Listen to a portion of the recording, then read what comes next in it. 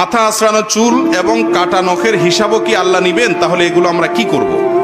মাথা আঁচড়ানো চুল এবং কাটা নখ এগুলো আল্লাহর দেওয়া অঙ্গ, এগুলো আমরা পয়সা করে দিয়ে কিনি নেই। কেউ কিনেছে? এগুলা আল্লাহর দেওয়া অঙ্গ। অতএব ই আমানত চন্দে রোজে নজদে মাস্ত দর হাকিকত মালিকে হর শাই আল্লাহ। এই শরীরের সমস্ত অঙ্গ প্রত্যঙ্গ এগুলা মূলত আল্লাহর পক্ষ থেকে আমানত। এগুলো সবগুলোর মালিক কে? মূলত আল্লাহ তাআলা।